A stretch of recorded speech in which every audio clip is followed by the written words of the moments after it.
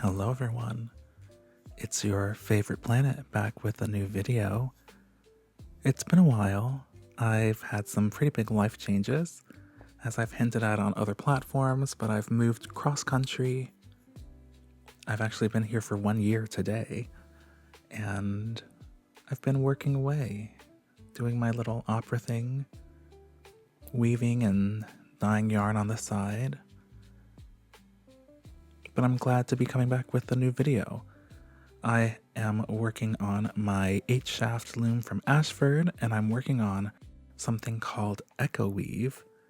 I've been trying for years to get a hold of one of Marian Stubenitsky's books, Weaving with Echo and Iris, and I was finally able to find it through the interlibrary loan program, all the way from New York over here to Seattle.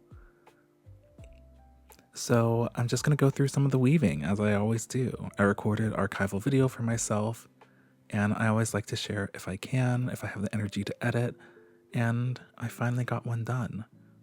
So you see I'm taking my warp, which I wound onto the back, out of this lovely rattle from Lofty Fiber. So I got this actually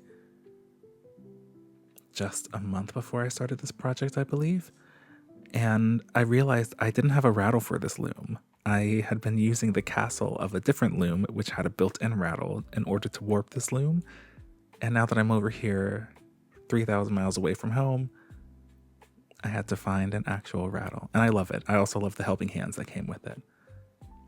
So to give some background on this pattern, I read through the book, and then I tried to figure out how to do Echo-8. This pattern is that kind of test for me. I programmed it all in to iWeave it, and then I went ahead and did all of my prep work. So I dyed the 8 colors that I needed. I actually dyed 9 because I couldn't decide which green I wanted to use. So I just dyed an extra 2 skeins in a different green. And then I wound the warp. I learned how to warp with a warping paddle just for this new technique. And then I decided to try to actually get this working. So what I'm going to do here is I'm going to go through and thread my heddles. I spread this across 2 days because this is just a pretty intense pattern. There's so much that I'm looking at, making sure that I'm not messing up the color progression, but also the progression of the curves in this pattern. And in the end, I didn't have any mistakes in the threading, which was really exciting.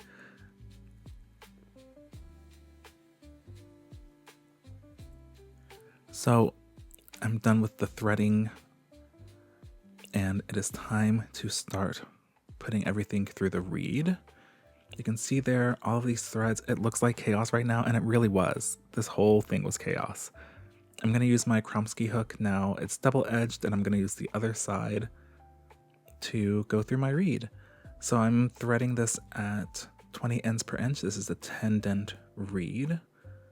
And I'm going to have my selvage just have its own dent as well.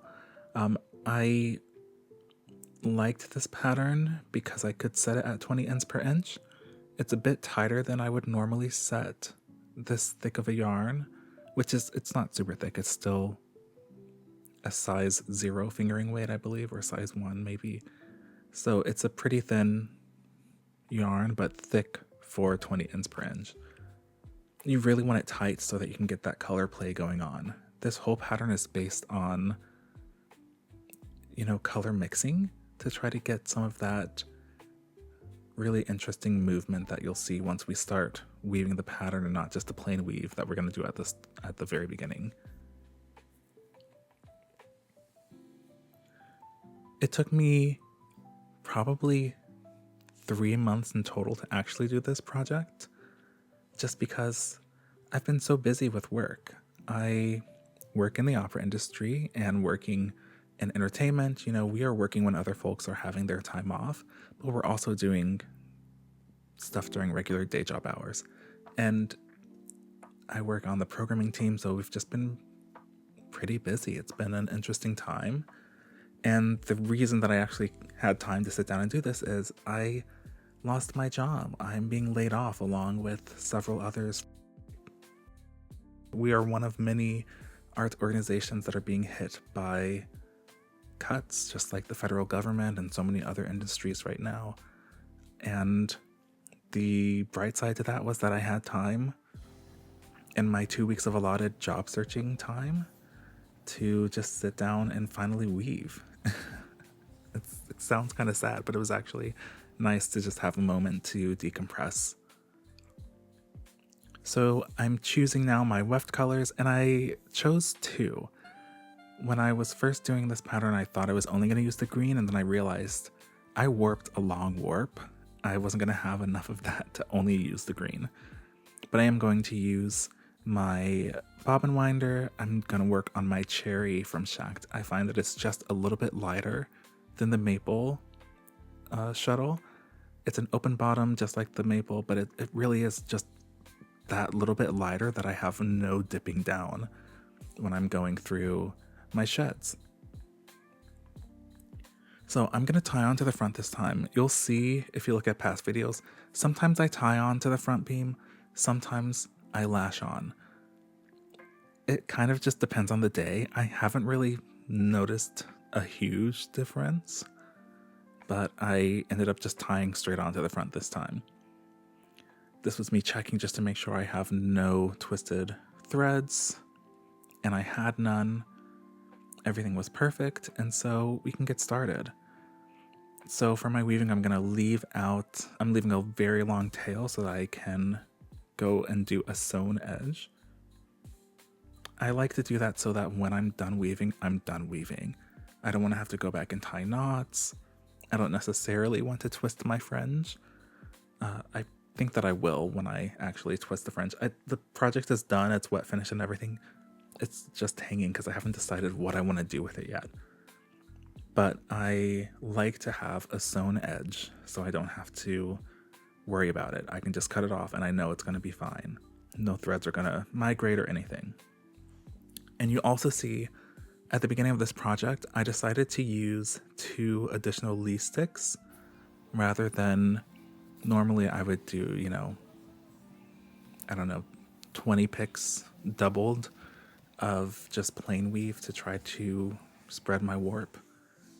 I found recently that just using some of these leaf sticks works just the same. For me, it seems like it's the distance from tying onto the front beam rather than, the amount of times you've alternated your threads. And so it's going to get messed up anyways when I go through and I do that sewn edge. So I just do it this way. It just saves me some time and some stress and some yarn. You can see here on my pattern, I've changed the pattern to kind of match a little bit closer the weft yarn that I'm using, which is that green. And I'm going through and I'm just double checking. I did have a couple of mistakes when I programmed this in.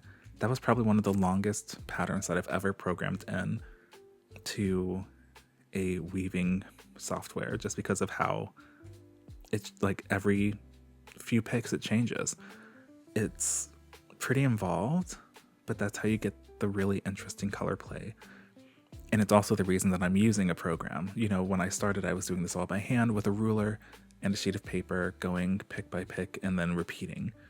Now I'm using this. I have track treadling on iWeave It, so it will just tell me what toggles I need to do next. So the couple of days, evenings over a couple of weeks of programming this in really pay off now when I get to the weaving, and all I have to do is tap my iPad and move some toggles. So I'm going to get started now on the actual pattern picks, and you can see I'm just showing off here. Looking at these 2, if I have 2 toggles down, you can see how the colors are kind of interacting right now. I have these yellow sections, I have this green section, and then I have more yellow, and then a pink, and then a blue section. So those are all because of the way that I've warped these threads. If I change just 2 of these toggles, just watch where I was just pointing. The colors change. So those yellow sections become much more green. The green section is a little bit more blue. The pink section turns a little bit more orangey. And that's because we've warped in a specific color pattern that lets us play around with these. And I have 2 distinct sections. You can see on the right, there's a more cool tone section and on the left there's a more warm tone section. And those are going to alternate and flip because of the way that I've done this pattern. You can kind of already see a little bit down there at the bottom in that base band. But I am throwing now, and I'm going to go pretty slow when I'm starting this one. Usually if I'm doing twills, it's pretty easy and pretty quick that I don't have to worry that much. But if I'm going pattern by pattern and I don't have this pattern progression, in my bones yet, I'm going to go pretty slowly. This isn't like an advancing twill or even just like a regular 2-2 twill where it's the same pattern every time. This really changes like every few picks. There's a completely different pattern. And there will be similar shapes. As you could see, there were some similar shapes there from that first pick to this new pick. It's the same 3 in a row, space, and then 1 down. But then there will be a pick out of nowhere where it's like 1, 2, 5, and 8. And it's just completely different. So I had to kind of get a feel for what the progression would be before I felt comfortable going into, as I like to call it, fabric printing mode, where I'm just like, you just zen out and weave. So after a while of starting to get this in my bones, I had a decent time weaving. But you'll see here, you can probably see it if you're a fiber artist, you can see my mistake. And I'm looking for it, and I'm looking for it, and I found it. So I'm going to unweave and go back. And you get pretty good at unweaving when you've been weaving for a while. You make mistakes and you want to fix them in time so that you don't have to come back to it later. I think I had to unweave maybe 30 picks. That took me about 5 minutes, and then I was back making progress forward. So here you can really see those pixels starting to come out. I'm calling them pixels, but it's just, little areas of color. And I think it's so interesting to see them kind of build up when it feels like the pattern is so random.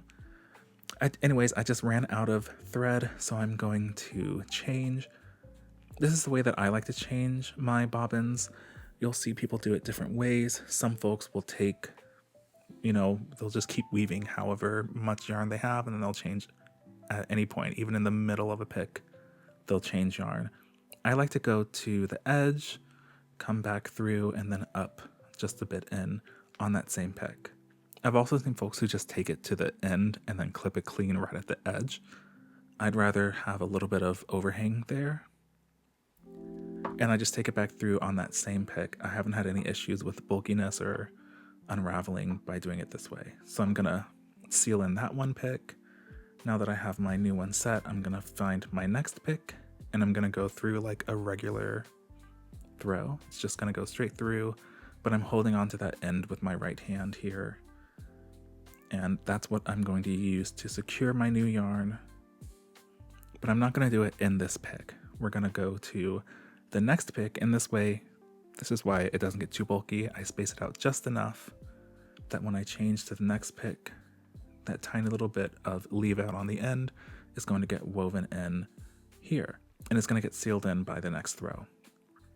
So I'm going to go around the selve edge, because I didn't go around it when I went through on my normal pick. I went over it like I normally would, and then I just go straight through. So here's just a quick look at what's happening so far. I think this was that pick 200, and I was getting close to the end of my green, so I picked out the pink. I do have another green, and I'm going to use it for later on, but I didn't want to use all of my green up on this one project because I need it for the next warp. So this is what I've got done now, wrapped on the front beam. And in the last 20 picks, I just alternated pink and green. And now I'm doing the same repeat, but in pink. So it's 336 pattern picks. And I'm doing them once in green, then in pink, and then I'll do it again at the end in green. But you can really see here in the pink, the colors play so differently. I think it's gorgeous the way that they're coming out. But it's very interesting to see the pink compared to the green, how different it really is. The same exact warp, and such a different outcome just because of, our ground color, our weft color. So we're going to skip ahead because it gets pretty monotonous and it's just a lot of time lapses. But here we are at the end, pulling off the green and then the pink and then the green again. So this is fresh off the loom. The fabric is going to be a little tight, a little bit stiff. But once I wet finish, once it has a day to relax, this fabric, I mean, it's gorgeous. It's sitting right next to me right now as I'm recording this voiceover, and it came out stunning. I really liked figuring out this project. I've already got plans for more projects. I'll show one in a minute. But I just want to take a look at this. It's really interesting to see how drastically different this pattern came out on the pink versus on the green. And also really interesting that the yellow just always pulls through no matter what. It has a lot to do with contrast. When I was learning this process, a lot of it has to do with the specific color pattern, but also the amount of contrast between each color and the order that you place them down. I'm pretty happy with this project. You can see the fabric is a bit tough right now, but it really will relax. I know this thread, and so it's not going to shrink in much. It just needs a minute to calm down off the tension. This is me just going through and checking for mistakes. I don't see any. This, I'm feeling the drape of the fabric, which is pretty tight right now, but a nice warm bath and she'll be soft as can be. And that's it. That's Echo-8 and a little bit of a catch up. I don't remember what all I said. I've been rambling as one does, but here's a peek at the next project. And I hope you all enjoyed this. I don't know when I'll be back, but I'll be back at some point. I still like sharing when I can, especially when it's something new. So glad I could share this with you all today. Bye-bye.